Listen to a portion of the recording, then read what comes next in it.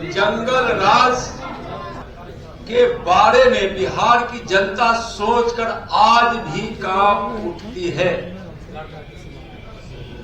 उस 15 वर्षों के राजद के शासन काल में हत्या, अपहरण, नरसंहार और बलात्कार इसी रूप में उस जंगल राज को लोग जानते हैं और यही राजद के शासन काल की पहचान रही। आप गौर करेंगे कि उन 15 वर्षों में 32,000 से ज्यादा अपहरण की घटनाएं घटी। स्कूली बच्चों का अपहरण, माताओं, बहनें, बेटियों का अपहरण, डॉक्टर, इंजीनियर, व्यापारी और किसानों का भी अपहरण। यानी उस समय अपहरण का उद्योग था उस जंगल राज में। 18,136 से भी ज्यादा हत्याएं हुई थी लालू राबड़ी जी के उस जंगल राज में। और यह सरकारी आंकड़ा है। हत्याएं तो लाखों हुई है, इसलिए कि हम सब जानते हैं कि उस समय FIR नहीं लिया जाता था। 18,136 FIR हुआ भी वही है जहां के लोगों ने सड़कों पर उतरकर मुकदमा दर्ज करने का संघर्ष किया है, या उस समय विपक्ष में बैठी हुई भारतीय जनता पार्टी ने मुकदमा दर्ज करने के लिए आंदोलन करती थी, तब मुकदमा होता था। उसकी संख्या मैं बता रहा हूं, यानी सरकारी रिकॉर्ड की संख्या, नहीं तो हत्या तो लाखों लोगों की हत्या हुई। 1990 से 2005 के बीच 59 बड़े नरसंहार हुए। 59 बड़े नरसंहार, और इस 59 बड़े नरसंहार में 600 से ज्यादा लोगों की हत्या हुई। तो क्या वह जंगल राज नहीं था?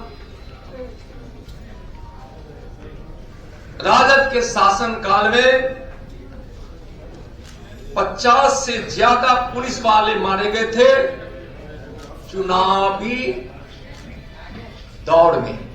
यानी चुनाव में कुल हत्याएं 700 से ज्यादा लोगों की हुई थी।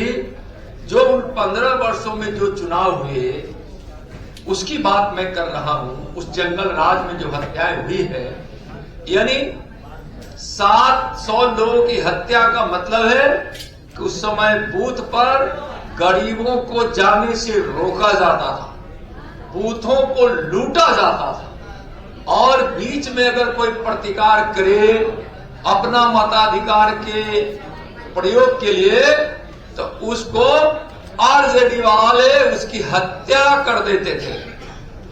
और उसमें भी 50 पुलिस की हत्या हुई।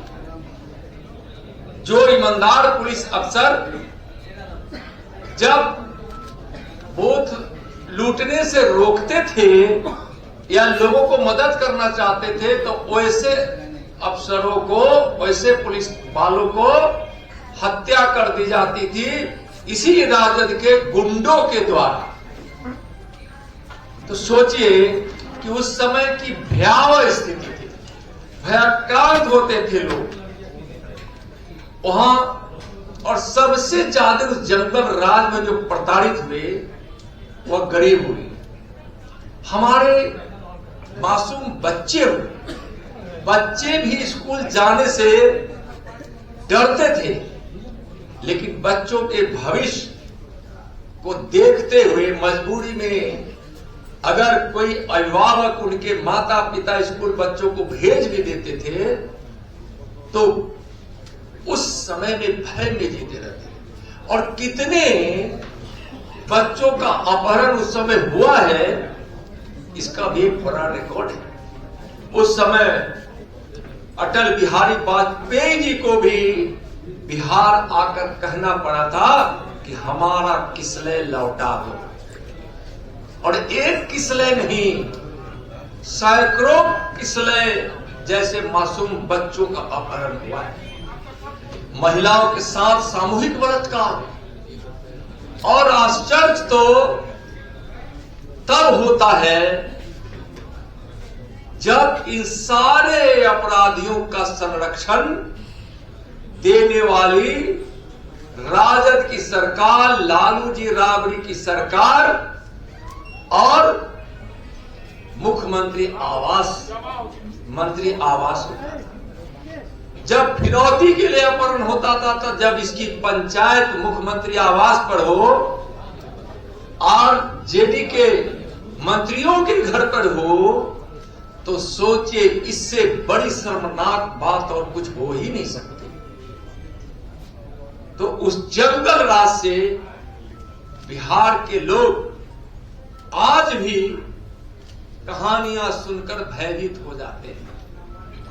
जंगल राज स्थापित करने की मंसूबा रखने वाले तेजस्वी यादव इस बिहार की राजनीति में न तुम्हारी गुंजाइश है और न तुम्हारी खैर है। बिहार की जनता 2025 में राजनीति के अखाड़े में चित करेगी और धूल चटा देगी। आप सोचिए कि इस प्रकार के वातावरण में जहां अपराधियों को सजा मिलनी चाहिए, संरक्षण मिलता था, तो उसको सरकार कहना ही गैर मुनासिब होगा। वह सरकार ही अपराधी थी, वह सरकार ही कानून को तोड़ने वाली थी। उस अपराधी सरकार से जो जंगल राज स्थापित हुआ था, अब बिहार उस दिन को देखेगा भी नहीं, देखना भी नहीं चाहता है। सावधान तेजस्वी यादव। मैं 2 दिन आपको मैं याद कराना चाहूंगा 2020 का, जब उस समय बिहार विधानसभा के मतदान जो अंतिम तिथि में हुई थी वह था 7 नवंबर 2020।